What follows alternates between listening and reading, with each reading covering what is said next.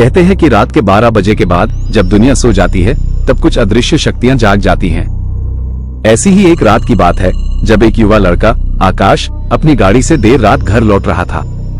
अचानक उसकी गाड़ी का टायर पंक्चर हो गया और उसे एक सुनसान पुराने मकान के पास रुकना पड़ा।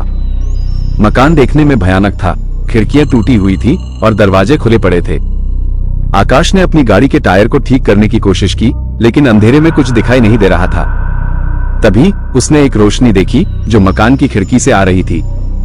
उत्सुकता से आकाश मकान की तरफ बढ़ा। खिड़की से झांककर उसने देखा कि एक बूढ़ी औरत एक पुराने टेबल पर बैठी है, कुछ लिख रही है।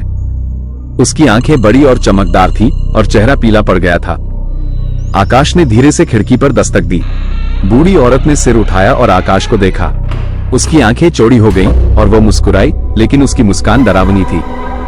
आ जाओ बेटा, उसने कहा। अपनी आवाज में एक अजीब सी मिठास थी। आकाश डर गया, लेकिन जिज्ञासा ने उसे आगे बढ़ने के लिए मजबूर किया। उसने धीरे से दरवाजा खोला और अंदर गया। मकान के अंदर का दृश्य और भी डरावना था। दीवारों पर अजीब अजीब चित्र बने थे और फर्श पर खून के धब्बे थे।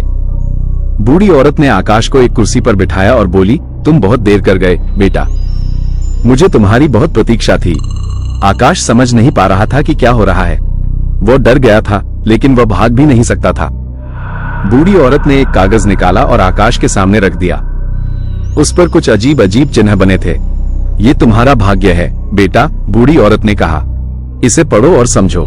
आकाश ने कागज पढ़ने की कोशिश की, लेकिन वो कुछ समझ नहीं पाया। तभी बूढ़ी औरत ने उसका हाथ पकड़ा और उसका ध्यान चिन्हों की तरफ खींचा। अचानक आकाश को कुछ समझ आने लगा। चिन्ह उसके भविष्य की तस्वीरें थे। वो देख सकता था कि उसके साथ क्या होने वाला था। वो देख सकता था कि वो कैसे मरने वाला था। आकाश डर गया और भागने की कोशिश की, लेकिन बूढ़ी औरत ने उसे पकड़ लिया। उसने आकाश को खींचकर टेबल पर रख दिया और उसके हाथ में एक चाकू थमा दिया। अब अपना भाग्य पूरा करो बेटा, बूढ़ी औरत ने कहा। आकाश ने चाकू उठाया, लेकिन वह उसे इस्तेमाल नहीं कर सकता था। वो डर गया था। वो नहीं चाहता था कि ऐसा कुछ हो। तभी बूढ़ी औरत ने चाकू छीन लिया और आकाश की छाती पर रख दिया।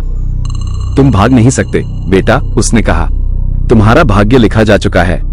आकाश ने आंखें बंद कर ली और जब उसने उन्हें खोला तो वह अकेला था। बूढ़ी औरत गायब हो चुकी थी और मकान खाली था। आकाश बाहर निकला और अपनी गाड़ी में बैठ गया। वह अभी भी डरा हुआ था, लेकिन वह जानता था कि वह भाग्य से नहीं बच सकता। वह जानता था कि उसकी मौत निश्चित है। आकाश ने गाड़ी स्टार्ट की और रात के अंधेरे में चला गया अपने भाग्य की तरफ।